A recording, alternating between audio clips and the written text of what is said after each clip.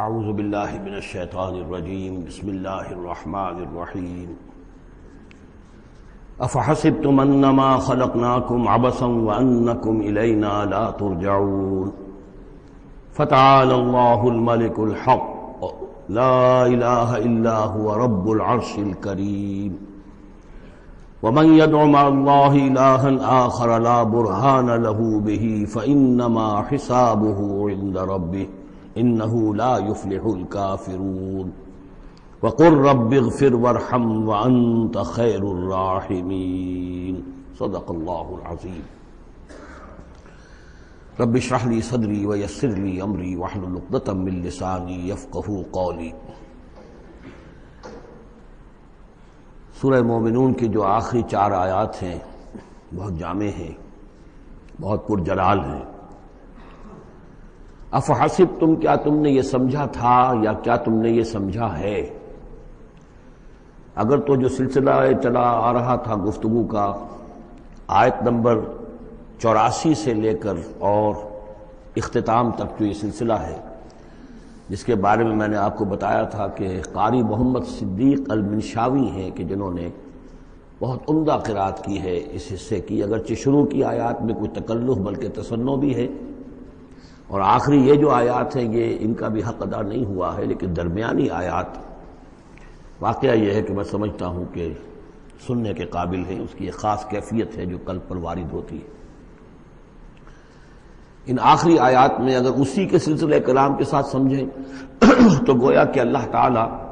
ان لوگوں سے، جہنمیوں سے یہ کہہ رہے ہیں کہ کیا تم نے یہ سمجھا تھا؟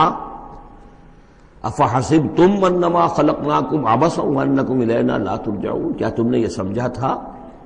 کہ ہم نے تمہیں بیکار پیدا کیا تھا، بے مقصد پیدا کیا تھا، اور یہ کہ تم ہماری طرف لوٹائے نہیں جاؤ گے؟ یعنی یہ کہ در حقیقت اگر آخرت کا تصور موجود نہ ہو تو تخلیق انسانی کا مقصد کو سمجھ میں نہیں آتا۔ عام حیوانات کی طرح انسان ہوتا تو بات ٹھیک تھی، لیکن انسان عام حیوان نہیں ہے، اس میں خاص طور پر جو نیکی اور بدی کا امتیاز ودیت کیا گیا ہے، اس کے اندر جو ایک مورل سینس ہے، اخلاقی حس ہے،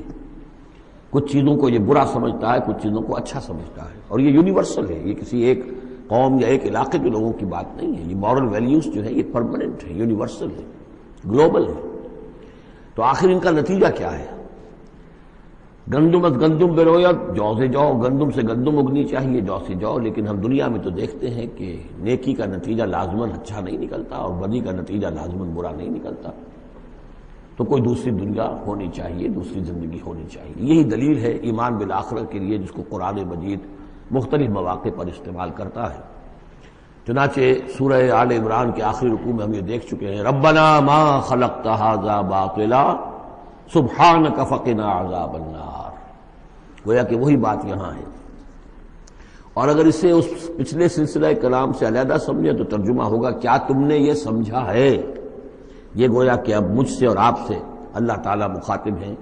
جو بھی قرآن کا پڑھنے والا ہے۔ افحسبتم انما خلقناکم عبثا، اے انسانوں کیا تم نے یہ سمجھا ہے کہ ہم نے تمہیں بیکار بے مقصد پیدا کیا ہے؟ وانکم الینا لا ترجعون، اور تم ہماری طرف لوٹائے نہیں جاؤ گے۔ فتعالى اللہ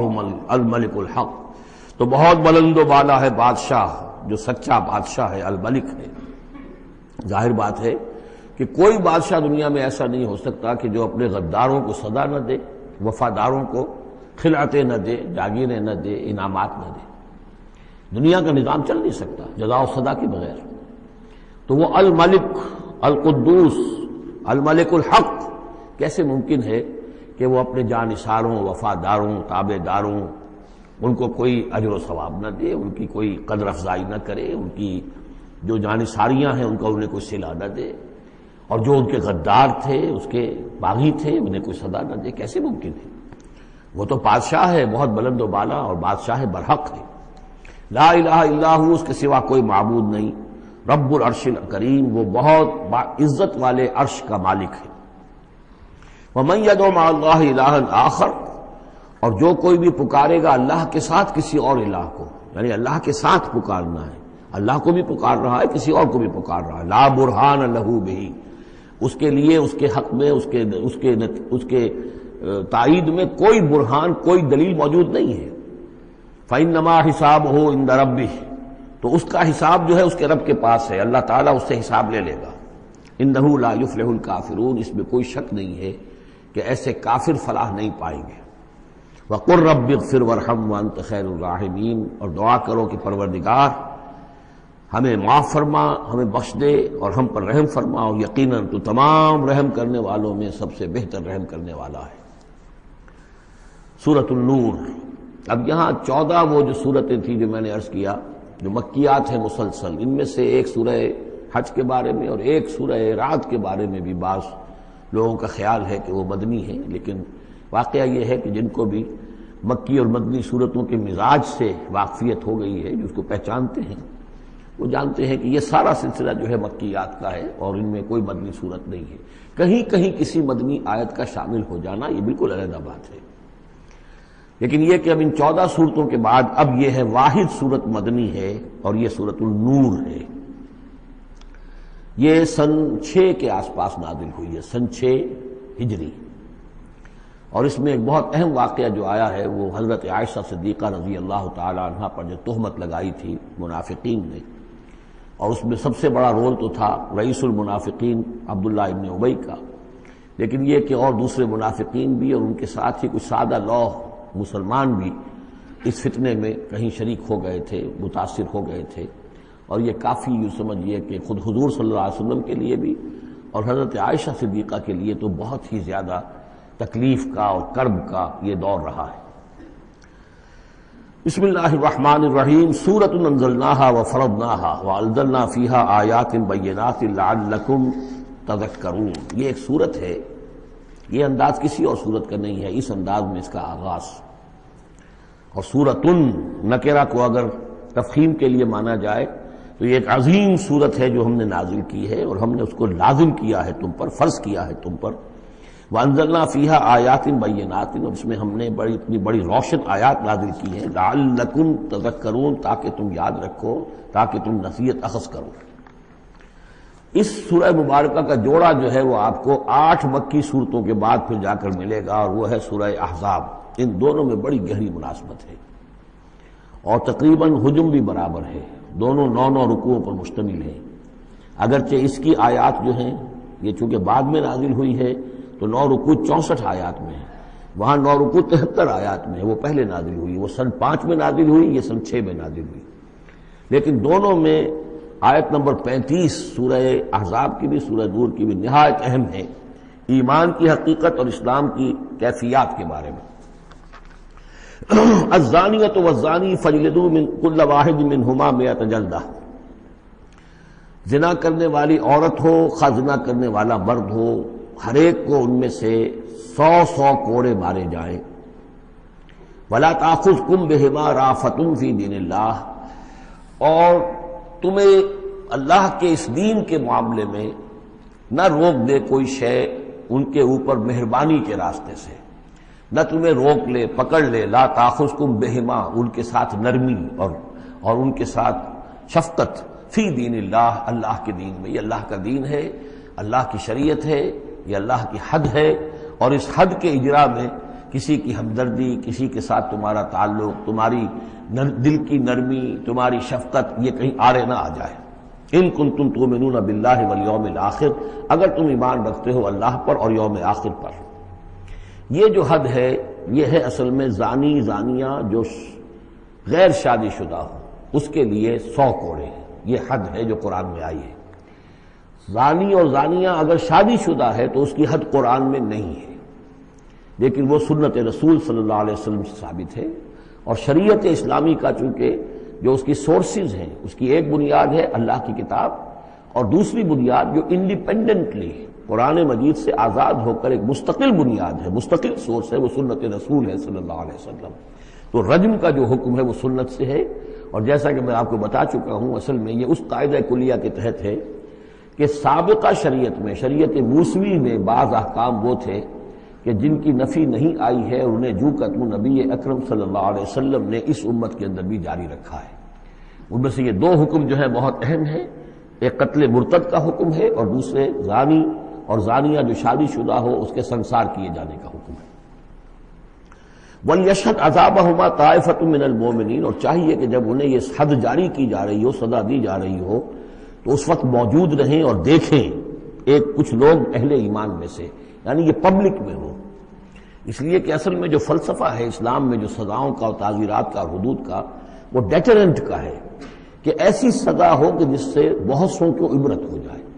اگر آپ نے علیحدہ جا کر کہیں کمرے کے اندر کسی کو پھانسی دے دی تو ٹھیک ہے، لوگوں کو پتہ چلا کہ مر گیا، ویسے بھی مر جاتے ہیں لوگ، حادثے میں مر جاتے ہیں، فوت ہو جاتے ہیں، لیکن یہ ہے کہ اگر سر عام دار پر لٹکایا گیا ہو تو اب کتنے لوگوں کو، دیکھنے والوں کو عبرت ہوگی اور ہوش ٹھکانے آ جائیں گے۔ تو یہ فلسفہ ہے اسلام کا کہ تاکہ ایک آدمی کو سزا دی جا رہی ہو تو ہزاروں کو اس سے عبرت آئے۔ الزانی لا ينکح الا زانیۃ او مشرکۃ، کسی زانی شخص کے لیے روا نہیں ہے کہ وہ شادی کرے مگر کسی زانیہ عورت سے یا مشرکہ سے۔ یہ کسی قانون کے درجے میں بات نہیں ہے، بلکہ یہ ایک اخلاقی طور پر گویا کہ تعلیم دی جا رہی ہے کہ زانی لوگ تو اسی کے، یعنی ان کا حال تو ایسا ہے کہ انہیں تو مستحق اگر ہے تو شادی کے کسی زانیہ سے یا مشرکہ سے۔ وَالزَّانِيَةُ لَا يَنكِحُهَا، اور زانی عورت ہو تو وہ بھی اس لائق نہیں ہے کہ اس سے کوئی نکاح کرے مگر صرف بدکار مرد یا مشرک۔ وَحُرِّمَ ذَلِكَ عَلَى الْمُؤْمِنِينَ، اور یہ دونوں جو ہیں زانی مرد اور زانی عورتیں یہ تو حرام کر دی گئی ہیں مومنین کے حق میں، اللہ یہ کہ کوئی توبہ کرے، جو بھی ہے معاملہ وہ علیحدہ ہے اس سے۔ وَالَّذِينَ يَرْمُونَ الْمُحْصَنَاتِ ثُمَّ لَمْ يَأْتُوا بِأَرْبَعَةِ شُهَدَاءَ، اور جو لوگ جو خاندانی عورتیں ہوں، حفاظت میں ہوں کسی خاندان کی اور نکاح کے قید میں ہوں، چاہے نکاح کے قید میں ہوں تو ڈبل احسان ہو گیا کہ خاندانی بھی ہے اور دوسرے یہ کہ نکاح کی قید میں بھی ہے، نکاح کی حفاظت بھی انہیں حاصل ہے۔ نہیں تو یہ کہ اگر غیر شادی شدہ ہیں لیکن کسی شریف خاندان سے ہیں، آزاد خاندان سے ہیں، اگر ان کی عورتوں میں کوئی شخص جو ہے ان پر عیب لگائے، زنا کا الزام لگائے اور پھر وہ نہ لا سکے، ثم لم یاتوا باربعۃ شہداء، 4 شہید نہ لا سکے، فجلدوہم، تو پھر اب ان کو کوڑے مارو، 80 جلدہ، 80 کوڑے، 80 دبرے،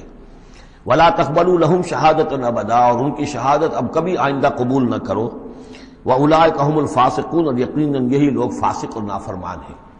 یعنی زنا کا الزام اگر لگایا جا رہا ہو تو پھر جو الزام لگانے والا ہے اسے 4 گواہ چشمدید پیش کرنے ہوں گے۔ اگر وہ 4 چشمدید گواہ پیش نہیں کر سکتا تو گویا کہ اب یہ قذف کہلائے گا کہ اس نے ایک الزام لگایا ہے جس کو ثابت نہیں کر سکا، لہذا اس جرم کی سزا 80 کوڑے، کتنے قریب چلا گیا ہے۔ اور اس میں حکمت یہ معلوم ہوتی ہے کہ اگر فرض کیجئے کسی معاشرے میں، مسلمان معاشرے میں کسی لوگوں سے غلطی ہو گئی ہے، اس غلطی کا چرچا نہیں ہونا چاہیے الا یہ کہ اس کے لیے ثبوت موجود ہو کہ اسے کیفر کردار تک پہنچایا جا سکے۔ اگر تو ثبوت اتنا ہے کہ سزا دی جا سکے تو ضرور، لیکن اگر نہ ہو تو خاموش رہو، ورنہ یہ کہ خامخواہ برائی کا چرچا ہو جائے گا جبکہ اس کا سد باب ممکن نہیں ہے، اس کی سزا دینی ممکن نہیں ہے، تو اس میں سکوت جو ہے وہ بہتر ہے۔ الا الذین تابوا، سوائے ان کے کہ جو توبہ کر لیں من بعد ذلک، اس کے بعد واصلحوا، اور اصلاح کر لیں، یعنی یہ کہ کبھی کسی زمانے میں ان سے یہ غلطی ہو گئی تھی، انہوں نے کوئی تہمت لگائی تھی زنا کی اور 4 گواہ پیش نہیں کر سکے، طویل عرصے تک جو ہے ان کی گواہی پھر کسی بھی اسلامی عدالت میں قبول نہیں کی گئی، لیکن بعد میں ان کی روش ایسی رہی ہے، رویہ ایسا رہا ہے، انہوں نے اصلاح کر لی ہے، توبہ کر لی ہے، اب وہ قابل اعتماد ہیں، تو یہ جو معاملہ ہے اس پر سے ختم ہو جائے گا، ان کی گواہی بعد میں قبول کی جا سکے گی۔ فإن اللہ غفور الرحیم، تو اللہ غفور اور رحیم ہے۔ والذین یرمون ازواجہم ولم یکن لہم شہداء الا انفسہم، اب ایک خاص معاملہ آ رہا ہے کہ کسی شوہر نے اپنی بیوی کو دیکھا ہو زنا کرتے ہوئے، وہ الزام لگائے کہ میں نے دیکھا ہے اپنی بیوی کو زنا کرتے ہوئے، درحال ہے کہ اس کے پاس 3 اور گواہ نہیں ہیں، لیکن چونکہ یہ معاملہ ہے شوہر اور بیوی کا، اگر کسی اور عورت کا ہوتا تو اس کے اوپر 80 درے لگتے اس کو کہ اس نے الزام لگایا ہے، چاہے چشمدید ہے، چاہے اس نے دیکھا ہے، لیکن 3 گناہ اور نہیں لا سکا، 3 گواہ نہیں لا سکا ہے تو درے لگیں گے 80۔ لیکن معاملہ کیونکہ بیوی کا ہے،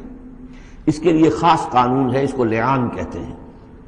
وہ یہ ہے کہ والذین یرمون ازواجہم، جو الزام لگائیں زنا کا اپنی بیویوں پر، ثم ولم یکن لہم شہداء، اور ان کے پاس گواہ موجود نہ ہو، الا انفسہم، سوائے ان کی اپنی جانوں کے، انہوں نے خود دیکھا ہے،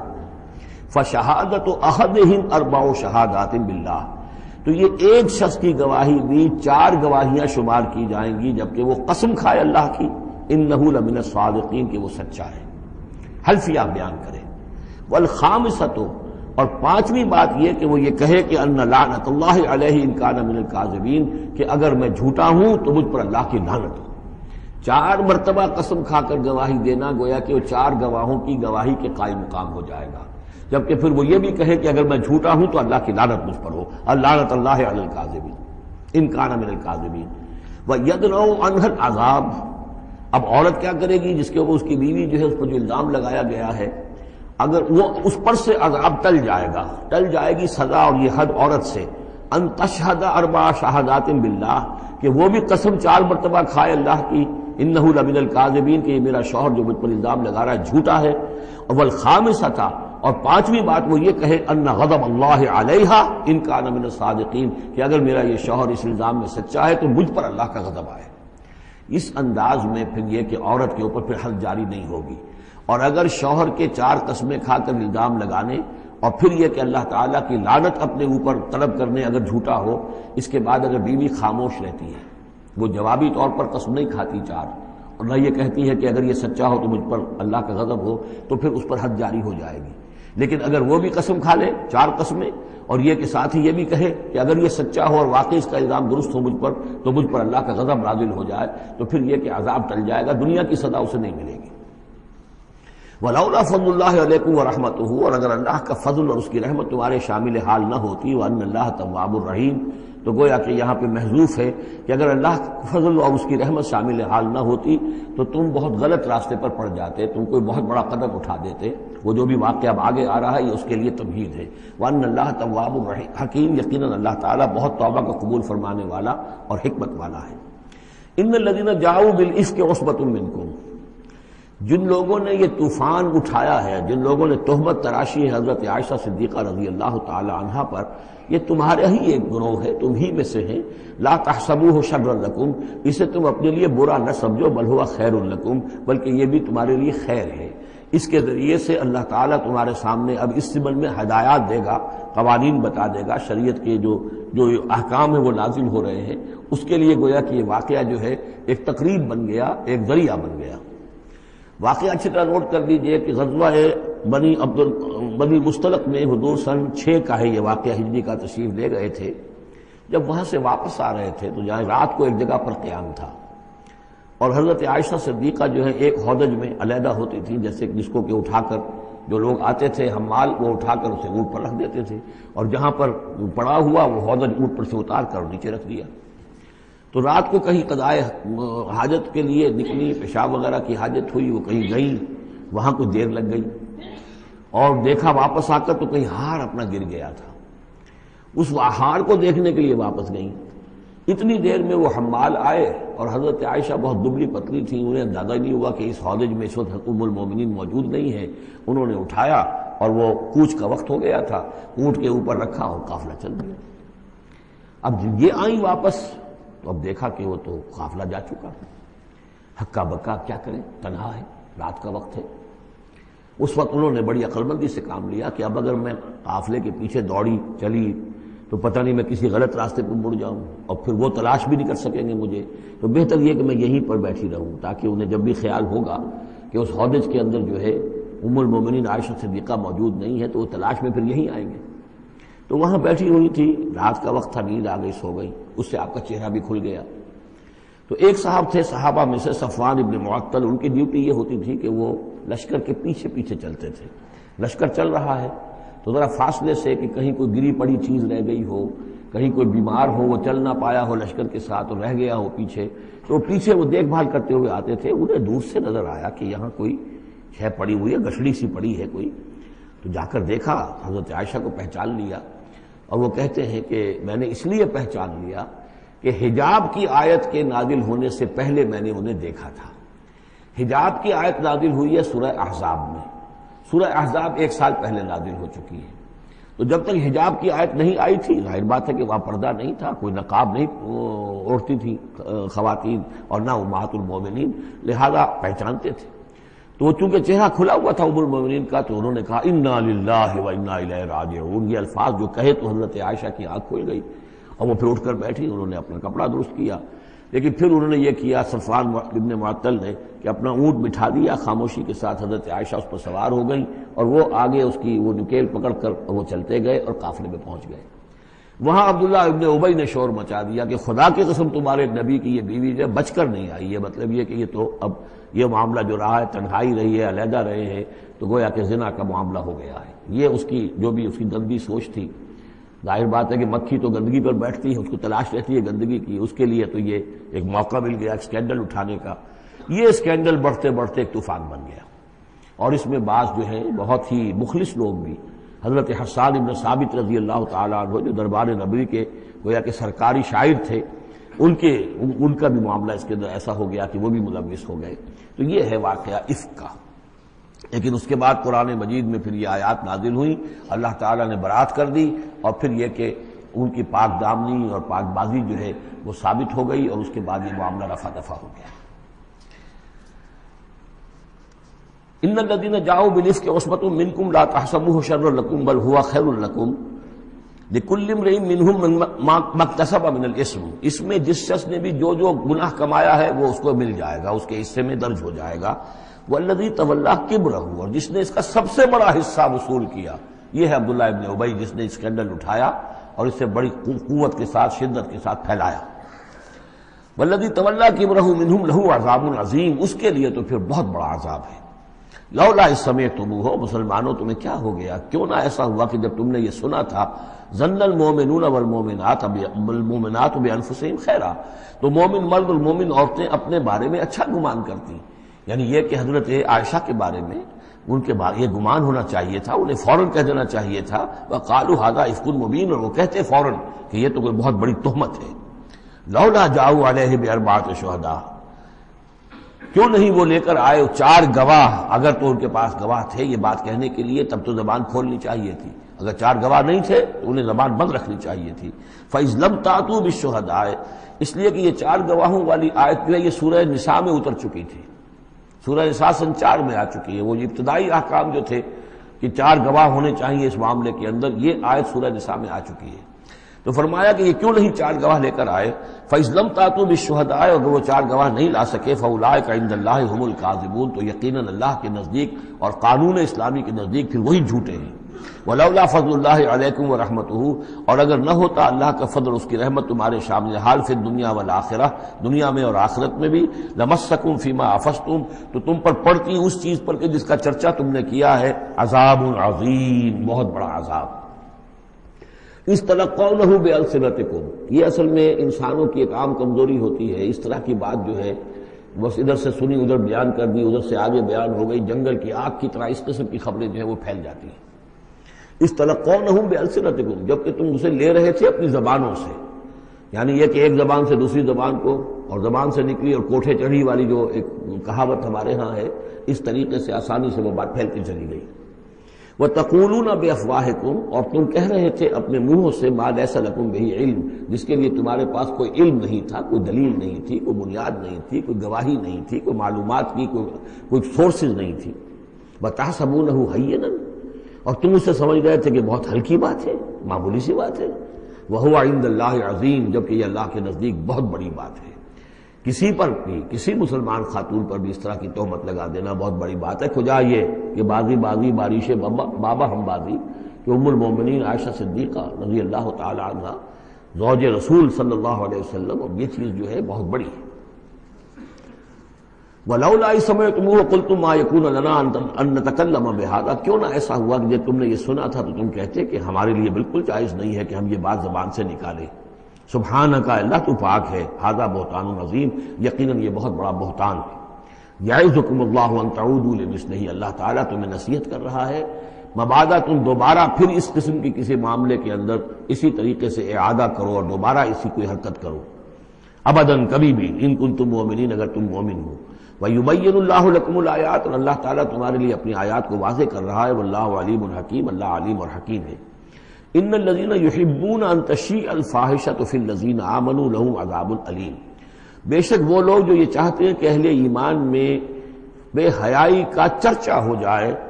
تو ان لوگوں کے لیے بہت دردناک عذاب ہے۔ ایک تو یہ کہ بے حیائی پھیل جائے،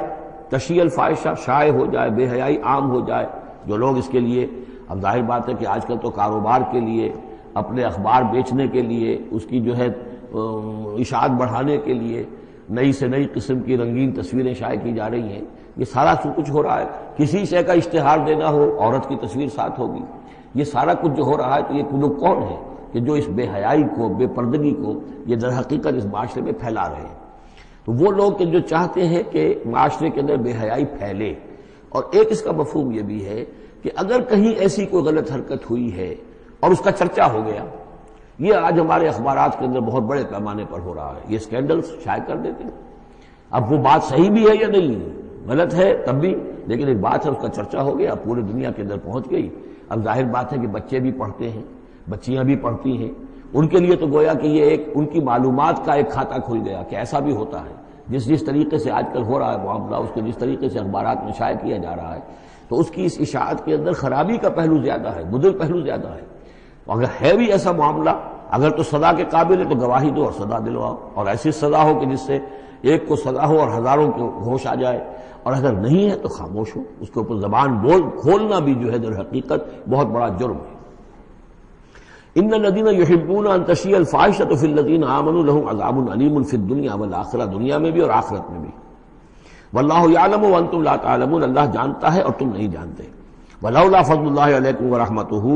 اور اگر اللہ کا فضل نہ ہوتا تم پر اور اس کی رحمت نہ ہوتی تو یہ تو طوفان ایسا اٹھا تھا کہ اس کے بڑے دور تک نتائج نکل سکتے تھے، یہ محذوف ہے۔ وان اللہ رؤوف الرحیم، تو اللہ بہت رؤوف ہے اور رحیم ہے۔ یا ایھا الذین آمنوا لا تتبعوا خطوات الشیطان، اہل ایمان شیطان کے نقش قدم کی پیروی نہ کرو۔ ومن یتبع خطوات الشیطان، جو کوئی بھی شیطان کے نقوش پا کی پیروی کرے گا، فإنہ یأمر بالفحشاء والمنکر، تو شیطان تو اسے حکم دے گا، وہ تو حکم دیتا ہے بے حیائی کا اور منکر کا، بری بات کا۔ ولولا فضل اللہ علیکم ورحمتہ، اور اگر نہ ہوتا اللہ کا فضل اور اس کی رحمت تمہاری شامل حال، ما زکا منکم من احد ابدا، تم میں سے کوئی ایک انسان بھی کبھی پاک نہ ہو سکتا۔ اللہ تعالیٰ کا فضل ہے، اللہ کی رحمت ہے، ایک شخص سے غلطی ہو جاتی ہے، اللہ پردہ پڑا رہنے دیتا ہے تو اس کے اندر اصلاح کا مادہ پیدا ہو جاتا ہے۔ ایک دفعہ آدمی ننگا ہو جائے تو پھر ڈھیٹ ہو جاتا ہے۔ اس سے یہ کہ اللہ تعالیٰ جو ہے ان چیزوں کے اندر اس کی بڑی حکمت ہے کہ اگر کوئی غلطی ہو گئی ہے فوراً نہیں پکڑتا، وہ اس کو مہلت دیتا ہے، اصلاح کرے۔ ولولا فضل اللہ علیکم ورحمتہ، اگر نہ ہوتا اللہ کا فضل تم پر اور اس کی رحمت، ما زکا منکم من احد ابدا، تم میں سے کوئی بھی کبھی نیک اور پارسا نہ بن سکتا اور پاک نہ ہو سکتا۔ ولکن اللہ یزکی من یشاء، بلکہ یہ تو اللہ تعالیٰ ہی پاک کرتا ہے جس کو چاہتا ہے۔ واللہ سمیع علیم، اللہ سمیع علیم ہے۔ ولا یأتل اولو الفضل منکم والسعة ان یؤتوا اولی القربى والمساکین والمہاجرین فی سبیل اللہ، اس آیت کی بھی شان نزول ہے کہ حضرت ابو بکر صدیق رضی اللہ تعالیٰ عنہ کے ایک یا تو بھانجے تھے یا خالہ زاد بھائی تھے، حضرت مصطح۔ یہ حضرت مصطح جو ہے غریب آدمی تھے، اور حضرت ابو بکر ان کی مدد کیا کرتے تھے، پیسے سے، مال سے ان کی ضرورت جو ہے پوری کرتے تھے۔ لیکن یہ مصطح بھی اس میں شریک ہو گئے، حضرت عائشہ صدیقہ رضی اللہ تعالیٰ عنہ پر جو تہمت کا معاملہ چلا، تو حضرت ابو بکر کو جب معلوم ہوا کہ مصطح بھی اس معاملے کے اندر شریک ہے، تو پھر غصے میں آ کے ان کا قسم کھا لی کہ میں اب اس کے ساتھ کبھی کوئی بھلائی نہیں کروں گا، اس نے اتنی بڑی غلطی کی ہے، اور اس معاملے کے اندر میری بیٹی کا معاملہ ہے، اور اس میں اس کو یہ خیال نہیں آیا کہ میں اس کے ساتھ کتنا کچھ احسان کرتا ہوں، اور اس نے اس کے اندر جو ہے وہ خود بھی شریک ہو گیا۔ اس پر اللہ تعالیٰ کی طرف سے گرفت آ رہی ہے کہ نہیں ابو بکر یہ ٹھیک نہیں ہے، جو بھی اس سے غلطی ہوئی، لیکن تم جو نیک کام کر رہے تھے اس کا کیوں قسم کھاتے ہو کہ اس کے اندر تم مدد نہیں کرو گے۔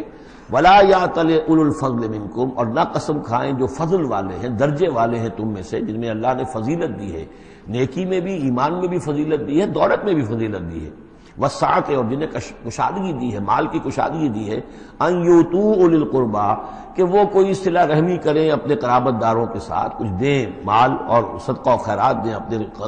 قرابت داروں کو، والمساکین والمہاجرین، اور محتاجوں کو اور وطن چھوڑنے والے مہاجرین کو، فی سبیل اللہ، اللہ کی راہ میں، تو یہ قسم نہ کھائیں۔ ولیعفوا ولیصفحوا، انہیں چاہیے کہ معاف کر دیں اور درگزر سے کام لیں۔ الا تحبون ان یغفر اللہ لکم، کیا تم یہ نہیں چاہتے کہ اللہ تمہیں معاف کرے؟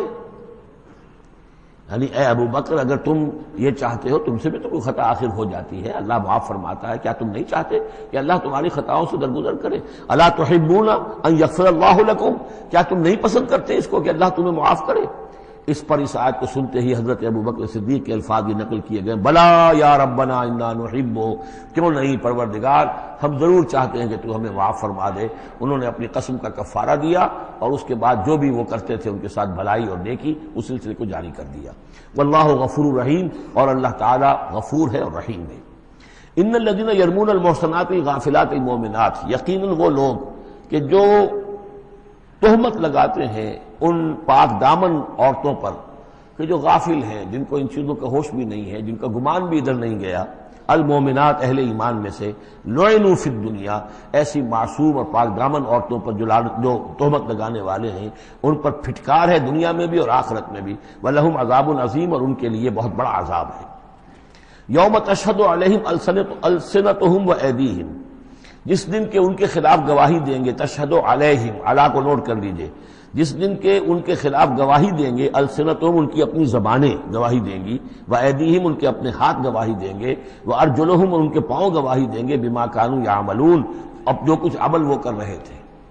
یہ ہاتھ ہمارے پاس اللہ کی امانت ہے، میں اس سے غلط کام کر رہا ہوں تو یہ انڈر پروٹیسٹ میرا حکم تو مان رہا ہے، اس لیے کہ اللہ تعالیٰ نے مجھے میرے حوالے سے کیا ہوا ہے، لیکن اس کے اندر پروٹیسٹ ہے۔ قیامت کے دن یہی میرے خلاف مقدمہ کرے گا، پروردگار تو نے مجھے اس کے حوالے کیا تھا اور یہ مجھ سے میرے ذریعے سے غلط کام کرتا رہا۔ یہ پاؤں جو ہیں ہمارے خلاف گواہی دیں گے کہ پروردگار ہم اس کے تابع تھے، اس کے حکم کے مطابق چل رہے تھے، یہ بدبخت ہمیں چوری کرنے کے لیے جاتا تھا تو اس کے لیے استعمال کرتا تھا، یا کوئی اور برا کام کرنے کے لیے ہمارے پیروں ہمیں استعمال کرتا تھا۔ یومئذ یوفیہم اللہ دینہم الحق، اس دن اللہ تعالیٰ ان کا پورا بدلہ ان کو دے دے گا۔ یہ دین کے لفظ کو یہاں نوٹ کیجئے، دین بدلے کو کہتے ہیں، دین مالک یوم الدین، جزا و سزا کے دن کا مالک، بدلے کا دن۔ وَيَعْلَمُونَ أَنَّ اللَّهَ هُوَ الْحَقُّ الْمُبِينُ، اور وہ جان لیں گے کہ اللہ تعالیٰ ہی ہے الحق، سچا اور ہر بات کو کھول کر بیان کر دینے والا۔ الخبیثات للخبیثین والخبیثون للخبیثات، ناپاک عورتیں ناپاک مردوں کے لیے ہیں اور ناپاک مرد ناپاک عورتوں کے لیے ہیں، اور طیبات والطیبات للطیبین والطیبون للطیبات، اور ستھرے اور پاک باز جو خواتین ہیں وہ پاک باز مردوں کے لیے ہیں، اور پاک باز جو مرد ہیں وہ پاک دامن خواتین کے لیے ہیں۔ اولئک مبرؤون مما یقولون، یہ لوگ بری ہیں ان چیزوں سے کہ جو لوگ کہتے ہیں۔ لہم مغفرۃ ورزق کریم، ان کے لیے مغفرت ہے اور رزق کریم ہے۔ یہ دونوں آیات جو ہیں در حقیقت اخلاقی تعلیم کی نوعیت کی ہیں کہ اتنی اخلاقی حس معاشرے کے اندر رہے کہ جس کے ساتھ کوئی بدنامی کا معاملہ ہو جائے پھر وہ خود محسوس کرے کہ میں آئسولیٹ ہو کر رہ گیا ہوں یا رہ گئی ہوں اس معاشرے کے اندر، یہ معاشرے کے اندر یہ عام روش پیدا ہو جائے۔ جیسے کہ پہلے آیا تھا وہ اس کے اندر بھی یہی بات تھی کہ زانی نکاح نہ کرے مگر کسی زانیہ سے یا کسی مشرکہ سے، وہ اس لائق نہیں ہے کہ اس کے نکاح میں کوئی مسلمان خاتون آئے پاک دامن اور عفت والی۔ اس طرح زانیہ جو ہے اس سے کوئی نکاح نہ کرے سوائے مشرک کے، یہ قانونی چیزیں نہیں ہیں، جیسا کہ میں نے عرض کیا یہ اخلاقی، تاکہ ایک نفرت پیدا ہو زنا سے، بدکاری سے۔ اسی طریقے سے معاشرے کے اندر ایک عام فضا، ایک حس ایسی پیدا ہو جائے کہ جس میں جو لوگ بھی ایسی گراوٹوں میں مبتلا ہوں وہ خود اپنی آنکھوں میں ذلیل ہو کر رہ جائیں۔ یا ایھا الذین آمنوا لا تدخلوا بیوتا غیر بیوتکم حتی تستأنسوا، اب اس حوالے سے بہت سے جو احکام آ رہے ہیں، یہ سورہ نور اور سورہ احزاب ان دونوں میں معاشرتی احکامات ہیں۔ معاشرتی احکامات میں خاص طور پر وہ جو ایک آیت آئی ہے سورہ بنی اسرائیل میں، وَلَا تَقْرَبُوا الزِّنَا إِنَّهُ كَانَ فَاحِشَةً وَسَاءَ سَبِيلًا، اس زنا کا سد باب کرنے کے لیے اسلام کے معاشرتی نظام میں بہت دور دور تک اقدامات کیے گئے ہیں۔ قریب مت جاؤ زنا کے، یعنی زنا کو ایریڈیکیٹ کرنا معاشرے میں یہ ایک بہت بڑا آبجیکٹو ہے، اور اس کے لیے دور دور تک اقدامات، مثلا پردہ ہے، ستر ہے، لباس کے احکام دیے گئے ہیں۔ معاشرہ جو ہے ہمارا جو ہے وہ مکسڈ سوسائٹی نہ ہو، مخلوط معاشرہ نہ ہو، مردوں کی ذمہ داریاں علیحدہ ہیں، عورتوں کی علیحدہ ہیں، معاشرہ جو ہے سیگریگیٹڈ ہو، مردوں اور عورتوں کے درمیان اختلاط نہ ہو۔ یہ ساری چیزیں کس کے لیے؟ یہ اسی لیے ہے کہ یہ در حقیقت اس قدر شدید کشش ہے مرد اور عورت کے اندر، یہ اللہ نے جو دو جنسیں بنائی ہیں، اور اس میں یقیناً جو سیکس کا معاملہ اتنا پوٹنٹ موٹیو ہے کہ اس کو اگر پوری طریقے سے جیسے گھوڑا بہت منہ زور ہو تو اسے بہت باندھ کر رکھنا پڑے گا اور بڑا اس کو کنٹرول کرنے کے لیے محنت کی ضرورت ہے، اسی طریقے سے اس سیکس کو ڈسپلن کرنا اور صحیح انداز میں اس کو جو ہے ہارنس کرنا اور اس کے لیے یہ ہے کہ غلط راستوں سے اس کو بچانا، اس کے لیے بڑے دور دور تک احکام دیے گئے، اور یہ پورا معاشرتی نظام اسلام کا اسی بنیاد پہ اب قائم ہے۔ اب اسی میں سے مثلاً یہ گھر کی پرائیویسی بھی ہے، ایک گھر ہے، گھر میں ایک شوہر ہے، اس کی بیوی ہے، اب آپ فوراً چلے گئے سیدھے گھر کے اندر؟ نہیں، اے اہل ایمان مت داخل ہوا کرو گھروں میں اپنے گھروں کے سوا، حتیٰ تستانسوا، یہاں تک کہ بول چال کر لو، اجازت لے لو، وتسلموا علی اہلہا، اور اذن لینے کی اس وقت جو ہوتی تھی شکل وہ یہی کہ جا کر دروازے پر کہو السلام علیکم، معلوم ہوا کہ کوئی صاحب ہیں کہ جو آئے ہیں ملنا چاہتے ہیں اور اندر آنا چاہتے ہیں۔ اب اس کے بعد یہ کہ وہ اپنی آئیڈینٹی دیں اور پھر ان کو آنے کی اجازت دی جائے، یہ نہیں کہ بے دھڑک چلے جا رہے ہیں۔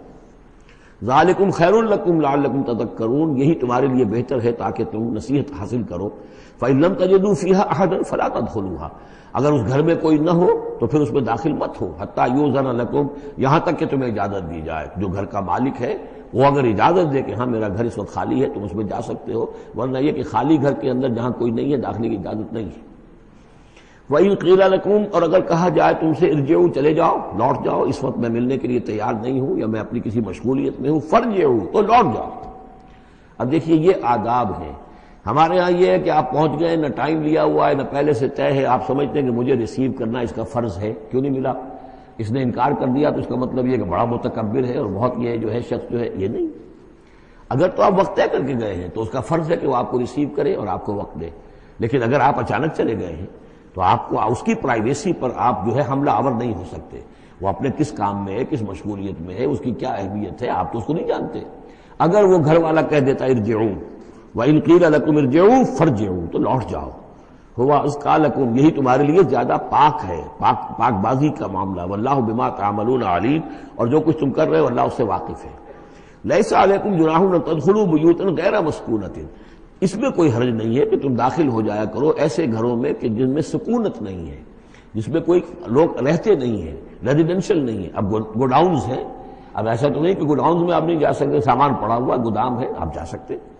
فیہا متاع لکم، اس میں تمہارا سامان ہے، تو یہ وہی گودام والی بات ہو گئی۔ واللہ یعلم ما تبدون وما تکتمون، اور اللہ جانتا ہے جو تم ظاہر کرتے ہو جو کچھ تم چھپاتے ہو۔ یعنی قانون کی اصل روح کو دیکھنا چاہیے کہ یہ جو روکا جا رہا ہے کہ گھروں میں داخل نہ ہو، تو یہ اصل میں جو پرائیویسی ہے گھر کی اور فیملی کی، اصل میں اس کو ملحوظ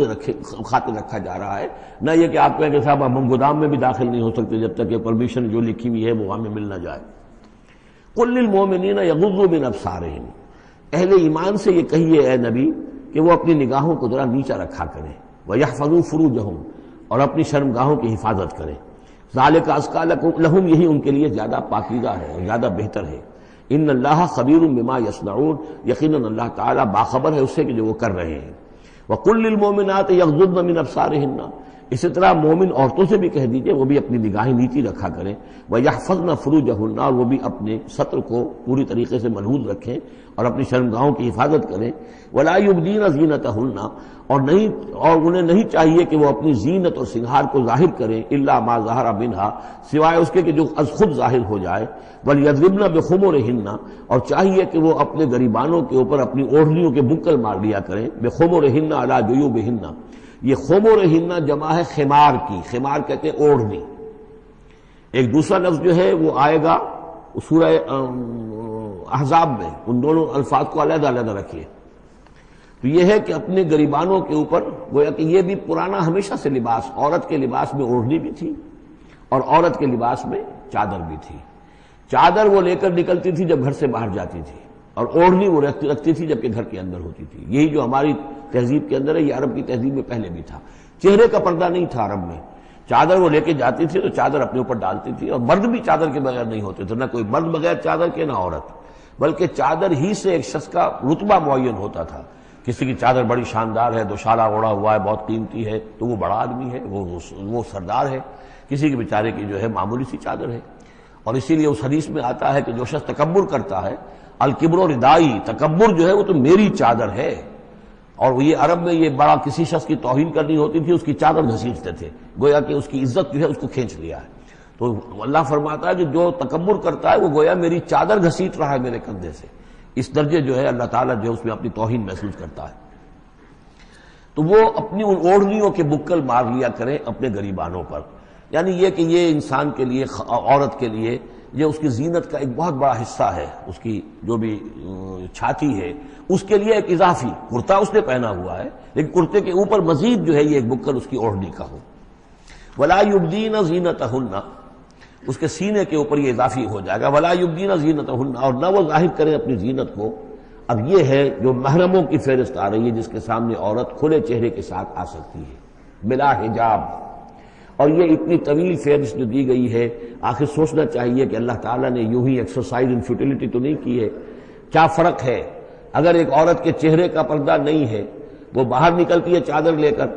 اور یہ کہ اس میں کسی اور کے ساتھ اس کا پردہ چہرے کا نہیں ہے، تو پھر یہ پوری فہرست دینے کی ضرورت کیا ہے؟ میرے نزدیک چہرے کا پردہ اسلام کے اندر لازم ہے، اور اس چہرے کے پردے سے مستثنا ہیں یہ لوگ۔ کون لوگ مستثنا ہیں؟ الا لبعولتہن، ان کے شوہر نمبر ایک، او آبائہن، یا ان کے باپ، اور باپ سے مراد باپ، دادا، چچا، یہ سب چلیں گے،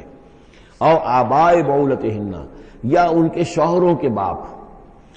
او ابنائہن، یا ان کے اپنے بیٹے، او ابنائے بعولتہن، یا ان کے شوہروں کے بیٹے، یعنی ان کے شوہروں کی کسی اور بیوی سے اولاد ہے، بیٹے ہیں تو وہ بھی محرم ہیں، وہ نامحرم نہیں ہے۔ او اخوانہن، یا ان کے اپنے بھائی، او بنی اخوانہن، یا ان کے بھائیوں کے بیٹے، او بنی اخواتہن، یعنی یہ بھتیجے ہو گئے، او بنی اخواتہن، یا ان کے بھانجے، او نسائہن، یا ان کی عورتیں، اپنی عورتیں، جان پہچان کی عورتیں، عام عورتیں نہیں، نسائہن، او ما ملکت ایمانہن، یا یہ کہ جو ان کے غلام اور ان کی لونڈیاں ہیں۔ اکثر و بیشتر اہل سنت کے نزدیک یہاں مرد غلام مراد نہیں ہے بلکہ لونڈیاں مراد ہیں۔ اب تابعین غیر اولی الاربۃ، یا ایسے تابع لوگ جو کہ صرف خدمت گار ہیں، بعض اوقات ہوتا ہے خاندانی طور پر جو ہے وہ خدمت گار کرنے والے ہیں، باپ بھی کہیں ملازم تھا اسی گھر میں، اب اس کی اولاد بھی وہیں پر ہے، وہ بھی کام کر رہی ہے، بچپن سے وہیں پلے ہیں۔ ایسے لوگ ہوتے ہیں کہ جن کو واقعتاً پھر اس گھر کی خواتین سے اس طرح کا خیال کبھی نہیں آ سکتا کہ ان کے بارے میں وہ کوئی بری بات سوچیں۔ ابھی تابعین غیر اولی الاربۃ، یا وہ تابع کہ جو کہ کوئی غرض نہیں رکھتے اس قسم کے معاملات سے، من الرجال، مردوں میں سے۔ اب الطفل الذین لم یظہروا علی عورات النساء، یا وہ لڑکے کہ جو ابھی عورتوں کے جو مخفی معاملات ہیں ان سے واقف ہی نہیں، ابھی وہ جنسی جو بھی باتیں ہیں ان سے واقف نہیں ہیں۔ ولا یضربن، یہ اب یہ فہرست مکمل ہو گئی، یہ ہیں محرم لوگ جن کے سامنے عورت بغیر چہرے کے پردے کے آ سکتی ہے۔ باقی یہ کہ زینت جو خود بخود ظاہر ہو جائے، اب ظاہر ہے کہ آپ نے چادر بھی لی ہوئی ہے، کسی خاتون نے برقع بھی اوڑھا ہوا ہے، لیکن اب کسی کا قد ہے، ماشاءاللہ وہ قد ایسا ہے، سرو قد ہے کوئی خاتون، تو وہ کہاں چھپائے گی اس قد کو؟ وہ تو ظاہر ہو جائے گا۔ جسم متناسب ہے، اب وہ جسم تو ظاہر ہو جائے گا۔ اس اعتبار سے ما ظہر منہا کو لوگوں نے لے لیا چہرے کے لیے، یہ بالکل غلط ہے۔ چہرے کا تو پردہ میرے نزدیک لازم ہے، اور یہ کہ باقی یہ کہ ان کے سامنے چہرے کے سمیت عورت آ سکتی ہے۔ باقی عورت جو ہے اپنے بیٹے کے سامنے بھی سوائے 3 اعضاء کے اور نہیں کھول سکتی، اپنے بھائی کے سامنے بھی نہیں کھول سکتی۔ چہرہ، یہ ہاتھ پونچوں سے نیچے، اور پیر ٹخنوں سے نیچے، یہ جو 3 اعضاء ہیں یہ وہ ہیں کہ جو جس کو عورت نے یہ کھلے رکھ سکتی ہے، اپنے وہ بیٹے کے سامنے بھی، بھائی کے سامنے بھی، اور جو بھی رشتے گرائے گئے ہیں۔ لیکن یہ کہ اس سے آگے پھر جو ہے معاملہ وہ پھر شوہر کا ہے، اس سے آگے یعنی لباس کا معاملہ جو ہے جس سے کہ عورت جو ہے وہ آزاد ہوگی، وہ صرف شوہر کے لیے۔ وَلَا يَضْرِبْنَ بِأَرْجُلِهِنَّ لِيُعْلَمَ مَا يُخْفِينَ مِنْ زِينَتِهِنَّ، اور نہ یہ ایسا ہو کہ وہ اپنے پاؤں مار کر چلیں، کوئی زیور جو ہے پاؤں میں پہنا ہوا اس کی جھنکار ہو تاکہ لوگوں جو ہے ادھر متوجہ ہو جائیں۔ لِيُعْلَمَ مَا يُخْفِينَ مِنْ زِينَتِهِنَّ، تاکہ لوگوں کے علم میں آ جائے کہ کیا انہوں نے چیز چھپائی ہوئی ہے اپنی زینت میں سے، کیا زیورات پہنے ہوئے ہیں۔ وَتُوبُوا إِلَى اللَّهِ جَمِيعًا أَيُّهَا الْمُؤْمِنُونَ، اور اے اہل ایمان سب کے سب مل کر اللہ کی جناب میں توبہ کرو، لَعَلَّكُمْ تُفْلِحُونَ، تاکہ تم فلاح پاؤ۔ وَأَنكِحُوا الْأَيَامَ مِنكُمْ، اور دیکھو اپنی بیواؤں کی شادیاں کر دیا کرو۔ وَالصَّالِحِينَ مِنْ عِبَادِكُمْ، یہ بھی اب ایک بہت اہم ہے بات۔ ہندوانہ ہمارا معاشرہ جو ہے وہ بیوہ کی شادی جو ہے وہ تو جائز بھی نہیں سمجھتا، یا بہت ہی یوں سمجھیے کہ اس کے نزدیک بہت ہی ناپسندیدہ بات ہے، اور ہمارے ہاں بھی یہ ہو گیا ہے۔ حالانکہ یہاں حکم ہے انکحوا الایام منکم، بیواؤں کی شادیاں کر دیا کرو۔ والصالحین من عبادکم و امائکم، اور تمہاری جو بانیاں ہوں، غلام ہوں، ان میں سے بھی جو سمجھدار ہوں، جن کے کردار کے بارے میں تمہیں اعتماد ہو، ان کی بھی شادیاں کر دیا کرو. ایک کی کنیز ہے، ایک کا غلام ہے، ان کی شادی ہو جائے. اب ظاہر بات ہے وہ کنیز جو ہے اپنے آقا کے، اب اس کے ساتھ وہ تمتع نہیں کر سکے گا، اس لیے کہ اس نے اجازت دے دی ہے کہ اس کی کنیز کی شادی ہو گئی ہے کسی غلام کے ساتھ. وَالصَّالِحِينَ مِنْ عِبَادِكُمْ وَإِمَائِكُمْ إِنْ يَكُونُوا فُقَرَاءَ، اگر وہ فقیر ہوں گے، مہر وغیرہ دینے کی ان کے اندر ہمت نہیں ہے، صلاحیت نہیں ہے، یغنہم اللہ من فضلہ، تو ہو اللہ تعالیٰ ہو سکتا ہے کہ ان کو اپنے فضل سے غنی کر دے. واللہ واسع علیم، اللہ واسع بہت سمائی رکھنے والا، کشائش والا، کشادگی والا اور جاننے والا ہے. یعنی یہ بھی ہے کہ کسی وقت انسان سوچے کہ اگر میں شادی کروں گا تو وہ بھی اپنی قسمت ساتھ لے کر آئے گی. کیا پتہ کہ میرے اس وقت حالات جو ہیں اگر کچھ خراب بھی ہیں تو اللہ تعالیٰ اس کی قسمت سے، اس کے حوالے سے اللہ تعالیٰ میرے لیے رزق کا دروازہ کھول دے. وَلْيَسْتَعْفِفِ الَّذِينَ لَا يَجِدُونَ نِكَاحًا، اور جو لوگ نکاح کی قدرت بالکل نہ رکھتے ہوں، شادی کر ہی نہ سکتے ہوں، کچھ بھی نہ ہو ان کے پاس، نہ کوئی گھر ہو جس میں کہ اپنی بیوی کو رکھ سکیں، نہ کوئی نان نفقے کا سامان ہو، نہ کوئی مہر دے سکیں. وَلْيَسْتَعْفِفْ، تو انہیں چاہیے کہ وہ اپنی عفت کی حفاظت کریں، پوری طریقے سے اپنے اس جو جنسی جذبے کو کنٹرول کریں. الَّذِينَ لَا يَجِدُونَ نِكَاحًا حَتَّى يُغْنِيَهُمُ اللَّهُ مِنْ فَضْلِهِ، یہاں تک کہ اللہ تعالیٰ انہیں اپنے فضل سے غنی کر دے. وَالَّذِينَ يَبْتَغُونَ الْكِتَابَ مِمَّا مَلَكَتْ أَيْمَانُكُمْ فَكَاتِبُوهُمْ، اور تمہارے غلاموں میں سے جو تمہارے ساتھ چاہیں مکاتبت کرنا. یہ مکاتبت کا قاعدہ یہ تھا کہ غلام یہ طے کرتا تھا کہ جناب میں آپ کو اتنے لاکھ درہم دے دوں گا، اتنی مدت کے اندر اندر آپ مجھے آزاد کر دیجئے. تو یہ معاہدہ ہو گیا، اب وہ آزاد ہو گیا. لیکن آزادی اسی میں ہے کہ اسے وہ رقم اتنی عرصے کے اندر ادا کرنی ہے. اب وہ کمائے گا، محنت کرے گا، کوشش کرے گا اور وہ رقم ادا کر دے گا. یہ مکاتبت تھی. تو جو بھی تمہارے غلاموں میں سے مکاتبت چاہیں، مما ملکت ایمانکم فکاتبوہم، تو یہ مکاتبت کر لیا کرو. قرآن مجید نے وہ تمام راستے کھولے ہیں کہ جن سے غلاموں کی آزادی کا جو ہے آسانی کے ساتھ تدریجاً سہج انداز کے اندر ان کی غلامی کا جو ہے سلسلہ ختم ہو کر آزادی کی طرف راستہ کھل جائے. فَقَاتِبُوهُمْ إِنْ عَلِمْتُمْ فِيهِمْ خَيْرًا، اگر تم دیکھ رہے ہو ان کے اندر کہ خیر ہے، بھلائی ہے، واقعتاً یہ شخص پہ اعتماد کیا جا سکتا ہے، یہ بھاگ نہیں جائے گا اور یہ جو بھی کرنا چاہ رہا ہے معاہدہ اس کو پورا کرنے کی اس کی نیت ہے. وَآتُوهُمْ مِنْ مَالِ اللَّهِ الَّذِي آتَاكُمْ، پھر ایسے لوگوں کو جنہوں نے مکاتبت کی ہو تم بھی مال دیا کرو جو اللہ کا مال تمہارے پاس اللہ نے تمہیں دیا ہے. یعنی لوگ مدد بھی کریں اس کی تاکہ وہ اپنی اس رقم کو جلد از جلد ادا کر کے اور وہ پھر آزاد ہو جائے. وَلَا تُكْرِهُوا فَتَيَاتِكُمْ عَلَى الْبِغَاءِ، اور دیکھو اپنی باندیوں کو، چھوکریوں کو، یہ جو وہاں پہ باندیاں کنیزیں ہوتی تھی انہیں بدکاری پر مجبور نہ کرو. ان اردنا تحسنا، اگر وہ چاہیں کہ وہ پاک دامن رہیں، وہ کسی قلعے میں رہیں، اور ان سے چونکہ یہ بھی رواج وہاں تھا، ان باندیوں سے پھر وہ پیشہ کراتے تھے.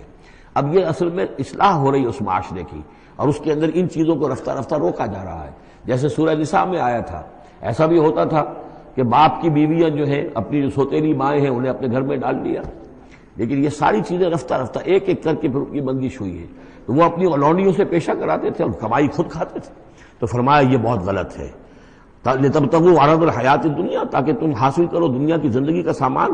وَمَنْ يُكْرِهُنَّ فَإِنَّ اللَّهَ مِنْ بَعْدِ إِكْرَاهِهِنَّ غَفُورٌ رَحِيمٌ، اور اگر کوئی ان کو مجبور کرے گا اس کام کے لیے تو اللہ تعالیٰ ان کی اس مجبوری کی بنا پر ان کے حق میں غفور اور رحیم ہوگا. تم پر وبال آئے گا، جو کام یہ غلط کروائے گا وبال اس پر آئے گا. اگر وہ خود جو ہے مجبوراً کر رہی ہے اور وہ اس کے لیے ذہناً تیار نہیں ہے تو بہرحال اللہ اس کے حق میں غفور اور رحیم ہوگا. وَلَقَدْ أَنزَلْنَا إِلَيْكُمْ آيَاتٍ مُبَيِّنَاتٍ، اور دیکھو ہم نے نازل کر دی ہیں تمہاری جانب یہ روشن آیات. وَمَثَلًا مِّنَ الَّذِينَ خَلَوْا مِن قَبْلِكُمْ، اور وہ ساری باتیں بھی ہم نے بتا دی ہیں کہ جو ان لوگوں میں تھیں جو تم سے پہلے تھے. یہ ساری گندگیاں، معاشرتی خرابیاں جو ہیں یہ پہلوں کے اندر بھی تھیں، ہم نے ان سب کی نشاندہی کر دی ہے. وَمَوْعِظَةً لِّلْمُتَّقِينَ، اور اہل تقویٰ کے لیے ہم نے نصیحت یہ نازل فرما دی ہے. قَدْ جَاءَتْكُم مَّوْعِظَةٌ مِّن رَّبِّكُمْ وَشِفَاءٌ لِّمَا فِي الصُّدُورِ.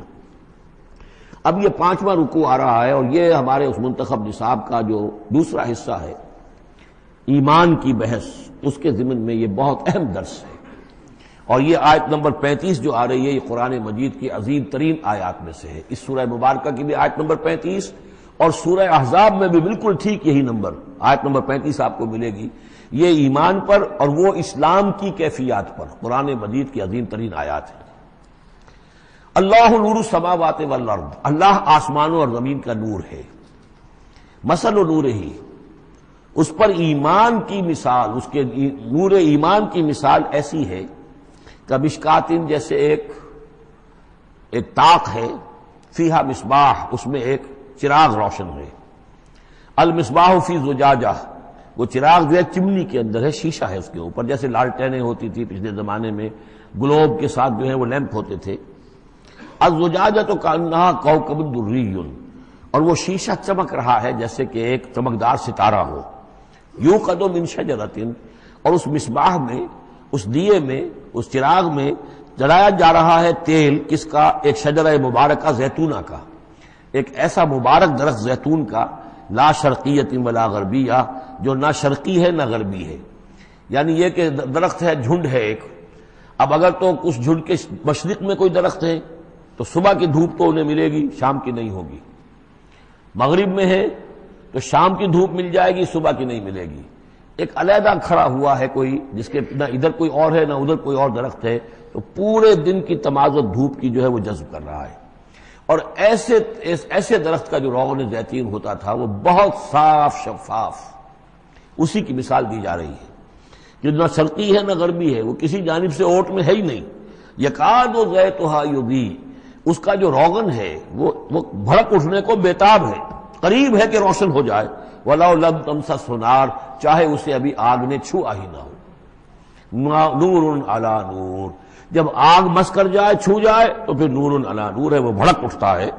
یہدی اللہ لنورہ من یشاء،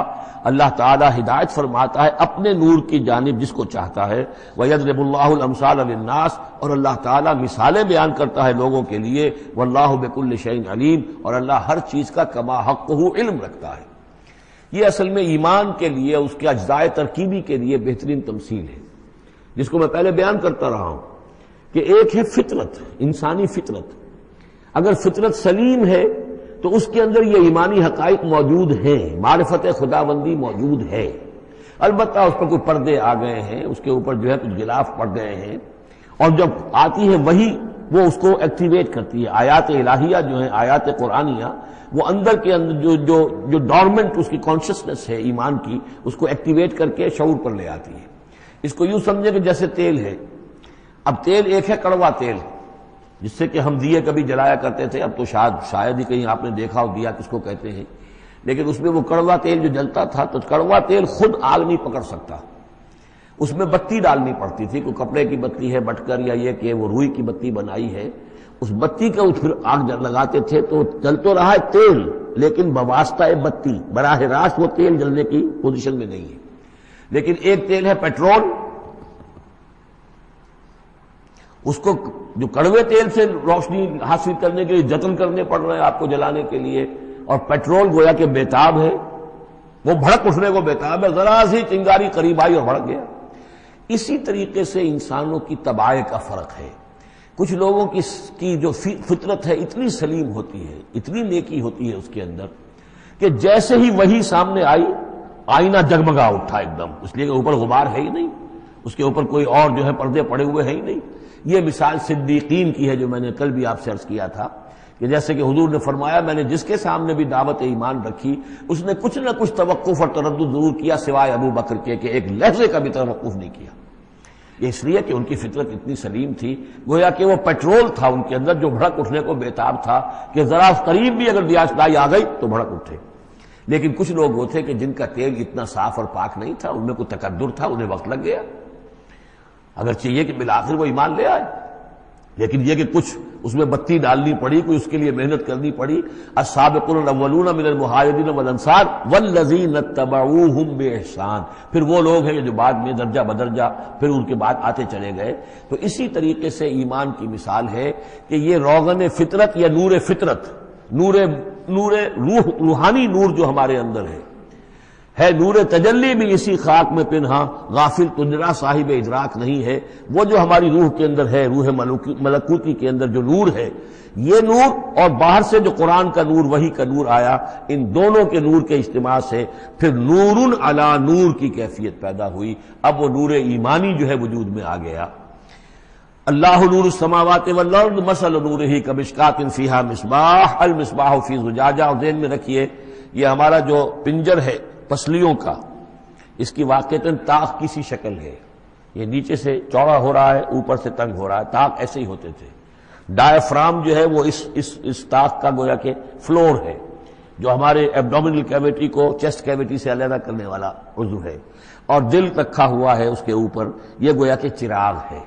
اس دل میں نور ایمان ہوتا ہے، اس دل کے اندر جو ہے وہ اللہ کا نور،